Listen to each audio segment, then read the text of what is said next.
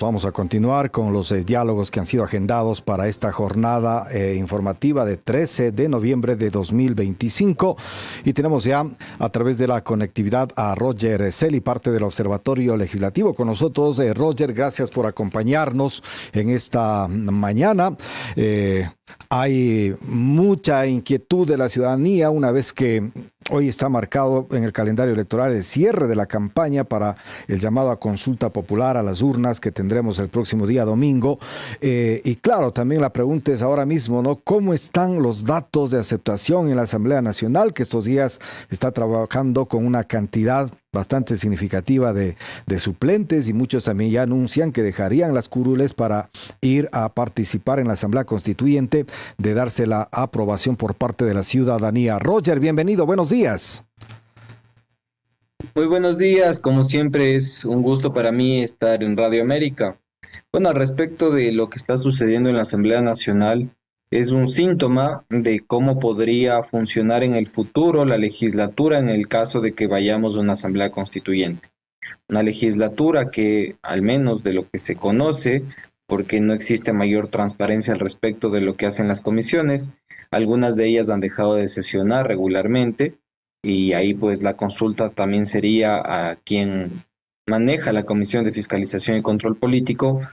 comisión que nada más y nada menos que más allá de legislar, tienen la responsabilidad de fiscalizar los actos públicos que no se detienen por más que vayamos a una consulta popular o por más que vayamos a elecciones. Entonces nos llama mucho la atención al respecto de que el país necesita finalmente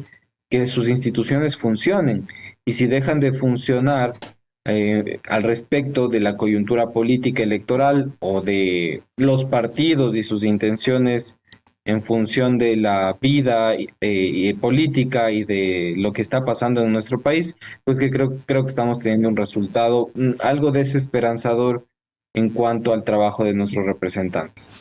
Ahora, Roger, alguien decía, y no solamente una persona, sino muchos ecuatorianos coinciden que el político no es muy bien visto en nuestro país y que tanto le puede ayudar a una consulta popular que varios de los asambleístas hayan dejado los curules para involucrarse en la campaña. Bueno, nuestro país tiene uno de los peores, de las peores percepciones en cuanto a su legislatura. En el mundo, pues las legislaturas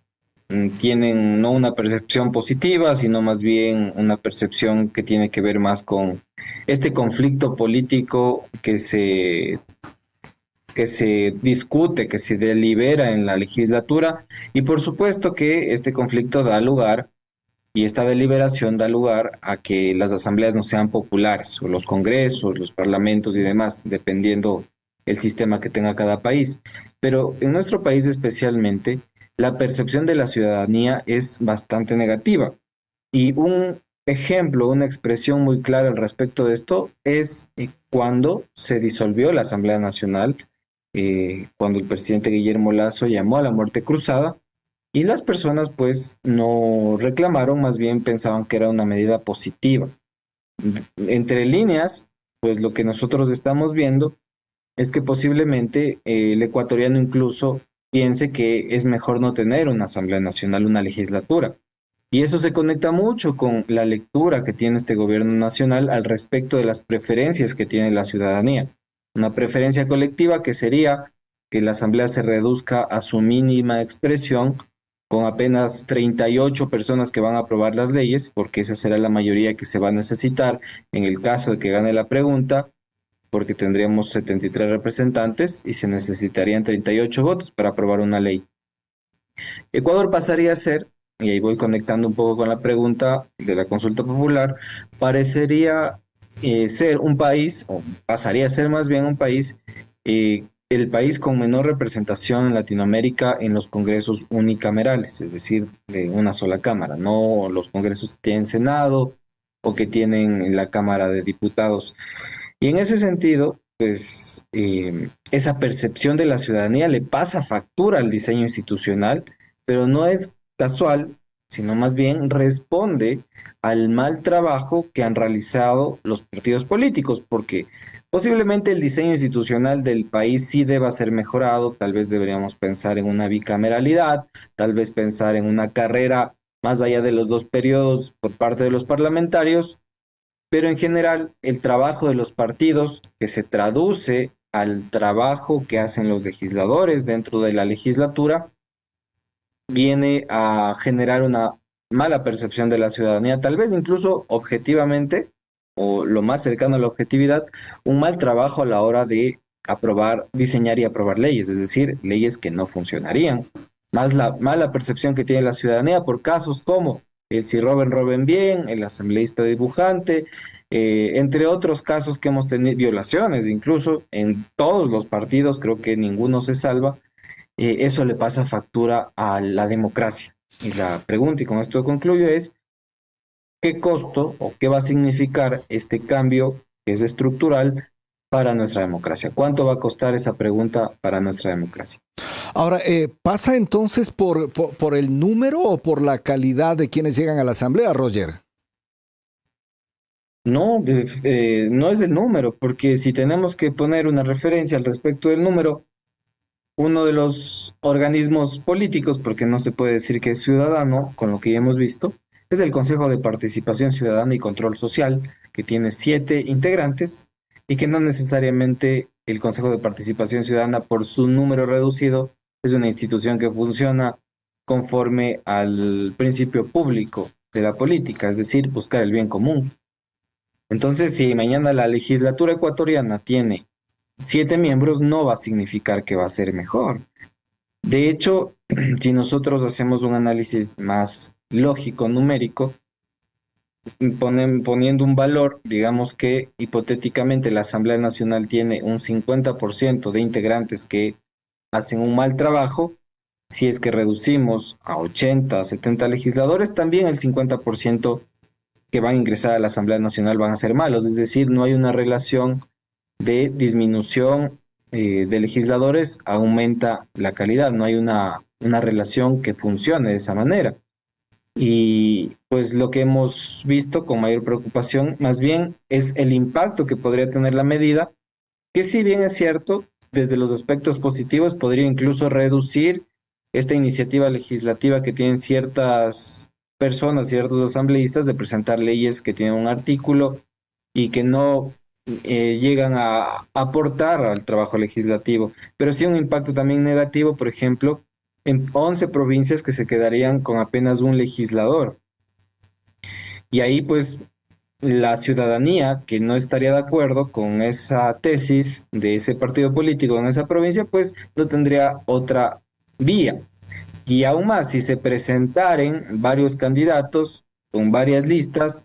digamos 5 o 6 listas, tal vez el voto se disperse y tengamos asambleístas que ganen con un 15, 20, 30% de la ciudadanía. Y ese voto, el 70% restante, sería un voto desperdiciado. Y lo Ro- curioso es que justamente las provincias que se quedan con un solo legislador son las provincias amazónicas, todas las provincias amazónicas y Galápagos. Entonces, es mucho más fina la lectura que podríamos hacerle a este cambio que propone este gobierno nacional. Ahora, Roger, el Ecuador ya tuvo experiencia, ¿no? Hasta 1972 de tener bicameralidad, lo que significa que las actuales generaciones no pudieron conocer este funcionamiento en el poder legislativo. Desde tu análisis, ya mencionabas esta posibilidad. ¿Cómo funcionaría para que la ciudadanía también pueda enrolarse, ¿no? En esta posibilidad de un nuevo funcionamiento legislativo? Bueno, la pregunta que se hace la ciudadanía muchas veces es, ¿quién controla la Asamblea Nacional? Y ahí pues no hay una respuesta clara. Puede ser la ciudadanía a través del control social o la ciudadanía cuando va a las urnas y castiga a los legisladores que no han hecho un buen trabajo o a los partidos que no han hecho un buen trabajo,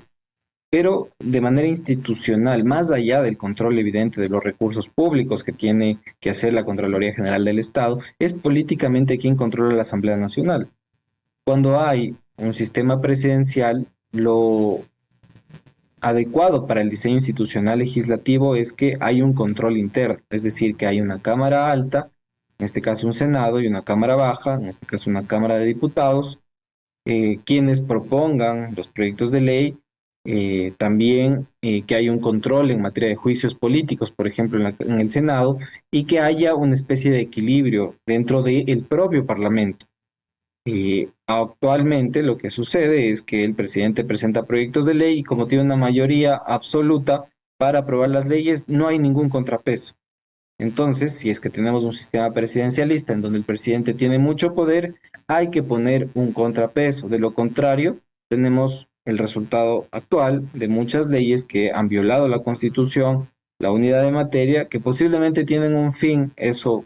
lo evaluaremos conforme los resultados, de mejorar la situación de seguridad, de economía del país, pero que sí han vulnerado los procedimientos que están escritos y que estamos en un Estado de Derecho y que hay que respetarlos. Entonces, la bicameralidad serviría para que dentro del propio Parlamento haya un control y que el producto, en cuanto a su calidad, mejore, porque no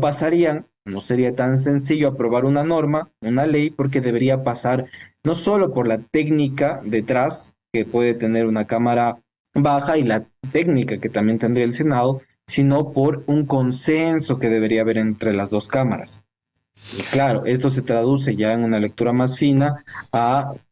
una cámara que estaría representando a los sectores más populares, los trabajadores, y también una cámara alta que estaría compuesta por personas que tengan una trayectoria académica, que tengan que tengan una visión más allá de lo gubernamental, que tengan una visión de lo estatal, es decir, que hayan tenido una trayectoria en cuanto al funcionamiento del Estado, no solo del gobierno. Entonces, por ahí podría haber una solución o un debate que tenga que ver con la calidad, conectado con un cambio fundamental en los partidos políticos para exigirles militancia, por ejemplo, y que no sean estos vehículos electorales o los Airbnb que han mencionado muchos analistas, que los partidos políticos regulen el transfugismo político, si es que no es en una ley que desincentiven a aquellos camiseteros que están en menos de 3 elecciones en 1, 2, 3, 4 partidos, que se cambie la forma en la cual se evalúa a los cuadros políticos, por ejemplo, que se vea si es que han tenido un buen comportamiento, al menos ciudadano, es decir, que han pagado sus impuestos, que no adeuden pensiones alimenticias, que no tengan riñas con la justicia, ese tipo de cosas que tienen que ver más ya con la honorabilidad que puede tener un parlamentario. Y todos esos temas, pues, como ustedes pueden notar, no se están topando. Temas que son ya más estructurales y tienen que ver con la calidad. La lógica actualmente es recortemos todo a la mitad a ver si es que nos da un buen resultado y no necesariamente eso va a significar un cambio positivo. Uh-huh.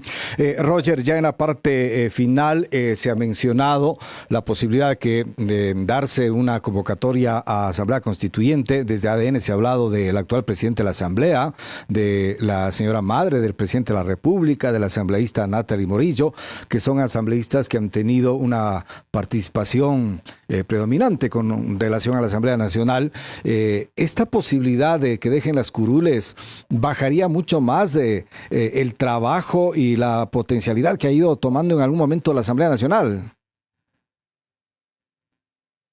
La ciudadanía se pregunta, creo que se sigue preguntando cuál es la agenda que tiene esta asamblea, cuáles son nuestros representantes, más bien si nuestros representantes por los cuales votamos en la lista, en las cabezas de lista, si es que ellos finalmente están ejerciendo su función. Porque actualmente lo que hemos visto es que más bien los suplentes son los que están participando. Y ahí pues se necesita mayor transparencia al respecto de quiénes son esos suplentes y cuál es su agenda y cuál es su propuesta. Y si es que vamos a una constituyente, posiblemente tengamos un gran número de desconocidos en la Asamblea Nacional y más allá de la persona, la ciudadanía difícilmente va a poder hacer un control social al respecto de las propuestas que tienen. Es como estamos de alguna manera, y es un criterio muy personal, falseando ese voto ciudadano, porque nos están entregando una propuesta, un candidato, y finalmente quien termina ejerciendo el cargo es otro, ¿no? Porque el suplente está pensado para reemplazar al asambleísta principal en ausencia temporal, digamos, por principio. Sí lo puede reemplazar definitivamente cuando se va del cargo, pero por principio el suplente es una especie de persona que ha sido elegida para que la curul no quede vacía cuando el asambleísta principal no puede asistir, por ejemplo. Porque es un humano, puedes tener una enfermedad, puede tener una contingencia, y ahí el suplente debe participar para que esa curul no quede vacía. Perfecto.